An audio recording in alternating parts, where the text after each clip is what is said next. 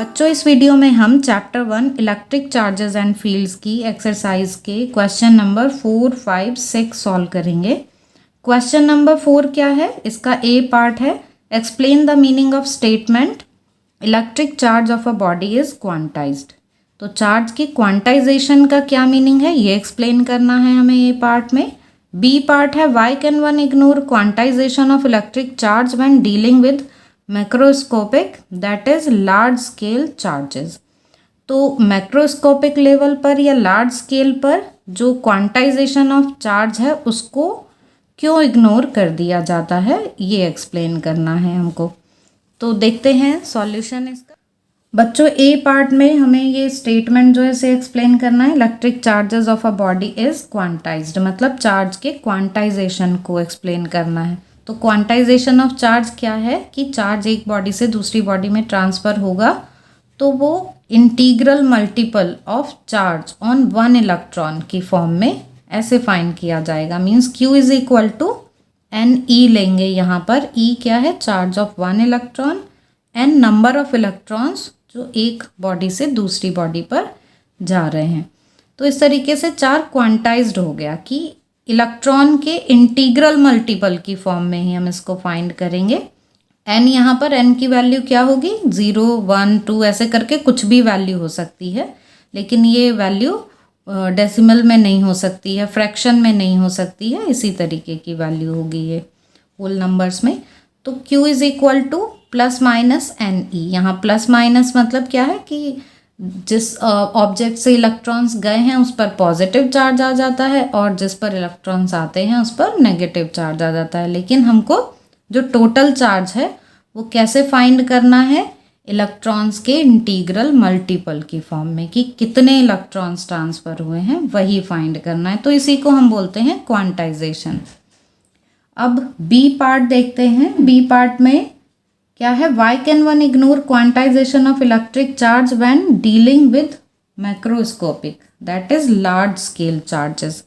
अब अगर large scale की बात करते हैं, मैक्रोस्कोपिक लेवल की बात करते हैं, तो वहाँ पर हम देखें एक ही कूलाम में चार्ज का नंबर होता है 6.25 इंटू 10⁻18, मतलब इतना ज़्यादा चार्ज होता है एक कूलाम में। तो ऐसे हम जब मैक्रोस्कोपिक लेवल पे बात करेंगे तो हम इनको कहाँ तक काउंट करेंगे? तो बहुत बड़ा नंबर हो जाएगा ना। तो इसलिए हम क्या करते हैं, लार्ज स्केल पर हम इस क्वांटाइजेशन को इग्नोर कर देते हैं। मीन्स अब हम ये पैकेट्स की फॉर्म में ऐसे नहीं ले रहे, डिस्क्रीट फॉर्म में नहीं ले रहे हैं कि 1E, 2E, 3E इस तरीके से अब हम नहीं ले रहे हैं। अब इसको कंटिन्यूस ले लेते हैं। तो इसलिए ऐसा होता है कि मैक्रोस्कोपिक लेवल पे या लार्ज स्केल पर जो क्वांटाइजेशन है चार्ज का उसको इग्नोर कर दिया जाता है क्योंकि ये वैल्यू बहुत ज़्यादा होती है। 1 कूलम चार्ज में ही नंबर ऑफ इलेक्ट्रॉन्स जो हैं वो बहुत ज़्यादा होते हैं, तो हम उनको 1E, 2E इस तरीके से नहीं ले सकते हैं, ये पॉसिबल नहीं होगा। तो इसलिए क्या करते हैं, हम यहाँ पर चार्ज को कंटिन्यूस ट्रीट करते हैं, क्वांटाइज्ड नहीं लेते। E2, E3E इस तरीके से नहीं लेते हैं। अब देखते हैं question number 5। When a glass rod is rubbed with a silk cloth charges appear on both. Glass rod को जब सिल्क क्लॉथ के साथ रब किया जाता है तो रॉड भी चार्ज हो जाती है और सिल्क क्लॉथ जो उस पर भी चार्ज आ जाता है, दोनों ही चार्ज शो करते हैं। A similar phenomenon is observed with many other pairs of bodies. Explain how these observation is consistent with the law of conservation of charges. तो इस क्वेश्चन में ये बोला कि कोई भी दो ऑब्जेक्ट जो हैं जब रब किए जाते हैं और उन पर अगर चार्ज आ रहे हैं तो वो चार्जेस पेयर्स में आते हैं, मतलब एक पर पॉजिटिव चार्ज और दूसरे पर नेगेटिव चार्ज इस तरीके से आता है। तो बच्चों सिल्क एंड ग्लास को जब रब किया गया तो ग्लास रॉड पर पॉजिटिव चार्ज आ गया और सिल्क क्लॉथ पर नेगेटिव चार्ज आ गया। अब रब करने से पहले उन पर कितना चार्ज था? 0, न्यूट्रल थे ना वो, तो रब करने से पहले उन पर चार्ज 0 और रब करने के बाद दोनों पे चार्जेस आ गए हैं, लेकिन एक पर जितना पॉजिटिव चार्ज आया है दूसरे पर उतना ही नेगेटिव चार्ज आया है। तो अब ओवरऑल जो टोटल चार्ज है उन पे वो कितना है? वो भी 0 आ गया। मीन्स चार्ज होने से पहले जो टोटल चार्ज था वो भी ज़ीरो, और जब दोनों पर चार्ज आ गया है तो अब भी जो टोटल चार्ज है वो कितना है, ज़ीरो। मीनिंग कि चार्ज जो है वो कंजर्व्ड है, कांस्टेंट है, उसकी वैल्यू में कोई चेंज नहीं हो रहा है। तो यही फिनोमेना रहता है और भी ऑब्जेक्ट्स में कि चार्ज जो है वो पेयर्स में डेवलप होते हैं, कि किसी एक पर जितना पॉजिटिव चार्ज आएगा दूसरे पर उतना ही नेगेटिव चार्ज आएगा फॉर एन आइसोलेटेड सिस्टम। तो ये एक्सप्लेन करता है कंजर्वेशन ऑफ चार्ज को। अब क्वेश्चन नंबर 1.6 बच्चों, क्वेश्चन में जो गिवन है वो हमने यहाँ पर नोट कर लिया है और ये ऐसे फिगर ड्रॉ कर ली है।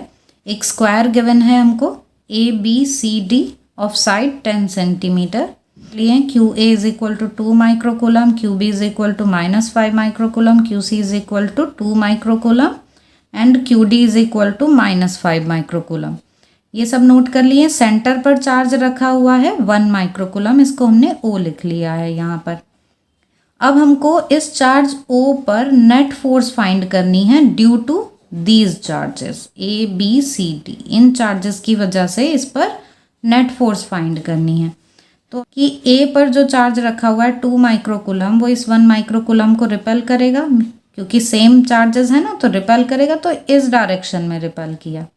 यहाँ पर इसको हम FOA लिख दे रहे हैं, means force on charge O due to charge A।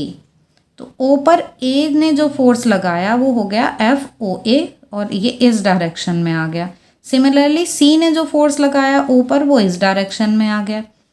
अब इनके मैग्नीट्यूड्स तो सेम ही होंगे ना। कूलम्स लॉ से फॉर्मूला क्या होता है, K Q1 Q2 upon R square. तो चार्जेस के मैग्नीट्यूड्स भी सेम है और उनके बीच की डिस्टेंस भी सेम है, इसलिए क्या होगा, ये दोनों फोर्सेस मैग्नीट्यूड में सेम रहेंगे और डायरेक्शन अपोजिट रहेगी।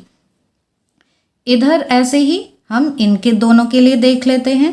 तो ये चार्ज है नेगेटिव, नेगेटिव चार्ज क्या करेगा, इसको अट्रैक्ट करेगा, मतलब इधर की तरफ फोर्स लगाएगा, ये इसको अपनी तरफ अट्रैक्ट करेगा ना। तो यहाँ इसको हम लिख दे रहे हैं FOB, मतलब force on O due to B, वो ये डायरेक्शन हो गई। ऐसे ही force on O due to D, D भी अट्रैक्ट करेगा क्योंकि ये नेगेटिव चार्ज है, तो ये इस तरफ अट्रैक्ट करेगा।